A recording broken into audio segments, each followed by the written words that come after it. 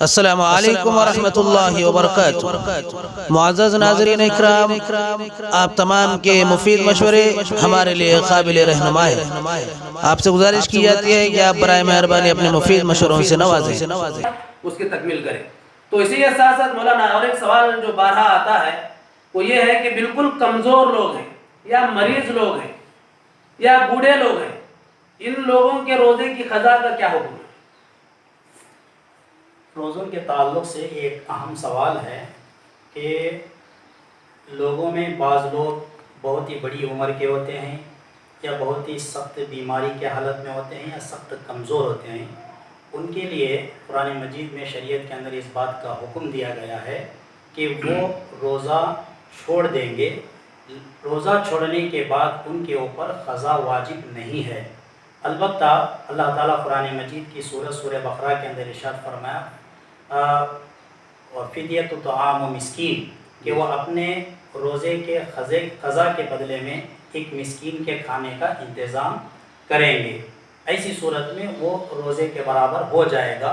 اور اللہ کے نبی صلی اللہ علیہ وسلم نے بھی فرمایا ہے رخص للشیخ الکبیر ان یطعم وان یفطر ویطعم من کل یوم مسکینا ولا قضا علیہ۔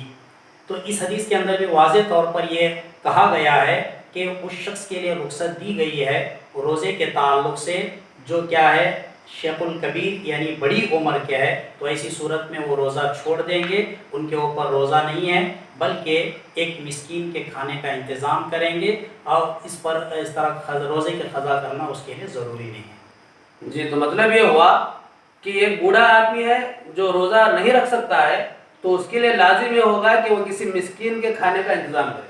جزاک اللہ خیر شیخ۔ مسکین کا مطلب ایسا شخص جو بالکل غریب ہو، لاچار ہو اور اپنی بھوک کی شکایت دوسروں کے پاس نہ کرے، کسی کے پاس مانگتا ہوا اس کو حدیث میں مسکین کہا ہے۔ اسی طرح اس میں اور ایک بات یہ ہے کہ اگر ایسی حالت میں رہنے والے لوگ ایک مسکین کے لیے کھانے کا انتظام نہیں کر سکتے اور روزے کی قضا کے طور پر کفارہ نہیں دے سکتے، استطاعت ان کے پاس نہیں ہے، تو ایسی صورت میں ان کے اوپر کفارہ بھی واجب نہیں ہے۔ جی، جیسے کہ حدیث میں ایک شخص نے جو ہے گناہ کیا، اللہ کے رسول نے کہا کفارہ ادا کرو، تو اللہ کے رسول میں تو پورے اس خطے میں ہی سب سے زیادہ جو ہے غریب ہوں، میں کچھ نہیں کر سکتا، تو نبی صلی اللہ علیہ وسلم نے وہ کفارہ بھی جو ہے ان کے لیے معاف کر دیا۔ تو اسی طرح روزے کے تعلق سے بھی انشاءاللہ یہ حکم لاگو۔ سبحان اللہ، یہ اسلام ہے جو ہمیشہ انسانوں کی بھلائی اور انسانوں کی سہولیات کو مد نظر رکھتے ہوئے لوگوں کو اسلام کا پیغام دیتا ہے۔ تو بہرحال مولانا اور ایک آخری سوال میں آپ سے کرنا چاہتا ہوں۔ ایک حاملہ عورت ہے، ایک مرضی عورت، یعنی جو عورت دودھ پلانے والی ہے، ایک ماں ہے جو بچے کو دودھ پلاتی ہے، ان کے روزوں کا کیا حکم ہے؟ شیخ، جیسے کہ سوال میں آپ نے واضح کر دیا، حاملہ یعنی وہ عورت جو حمل سے ہے، جس کے پیٹ میں بچہ ہے، اس کے روزوں کا حکم، اور مرضعہ یعنی دودھ پلانے والی عورت، اس کے روزوں کا حکم۔ تو جیسا کہ ان دونوں کے تعلق سے جو بات حدیث میں بتائی گئی ہے، ان دونوں کا حکم مسافر کی طرح ہے۔ جیسے مسافر، اس کو چاہیے کہ جب تک وہ سفر کی حالت میں رہے گا روزہ نہیں رکھے گا، اور جیسے ہی سفر کی مدت ختم ہو جائے گی، واپس آ جائے گا، مقیم ہو جائے گا، اقامت میں آ جائے گا تو روزہ رکھے گا۔ تو بالکل اسی طرح دودھ پلانے والی خواتین، حاملہ خواتین، جیسے ہی یہ چیز ان سے ختم ہو جائے گی اور جیسے ہی یہ چیزیں ان سے ہٹ جائیں گی تو فوراً وہ روزہ رکھیں گی، جیسے مسافر واپس آنے کے بعد روزہ رکھ لیتا ہے۔ اللہ رب العالمین نے مسافر کے لیے دو رخصتیں دی۔ ایک پہلی بات تو یہ کہ اللہ نے مسافر کے لیے روزہ اسے بعد میں رکھنے کا حکم دیا ہے، یہ اللہ کی طرف سے مہربانی ہے۔ دوسری بات یہ ہے کہ نماز نصف کر دیا اللہ رب العالمین نے اس کی، یہ بھی آدھی نماز کر دیا ہے، انہیں 2 رکعت نماز پڑھے گا، 4 رکعت والی نماز، تو یہ بھی اللہ رب العالمین کی طرف سے اس کے لیے مہربانی ہے۔ تو اسی طرح بالکل مرضعہ اور حاملہ بھی جیسے ہی یہ چیز ان سے ختم ہو جائے گی تو بعد میں وہ روزوں کی قضا کریں گے۔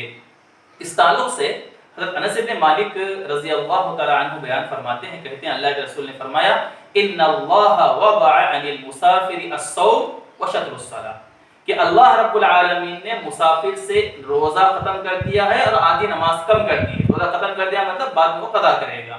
اور فرمایا وعن الحبلى والمرضع الصوم، حبلہ یعنی حاملہ عورت اور دودھ پلانے والی عورت سے اللہ نے روزہ ختم کر دیا ہے، مطلب ہے کہ بعد میں وہ بھی قضا کرے گا، اسے مسافر قضا کرے گا۔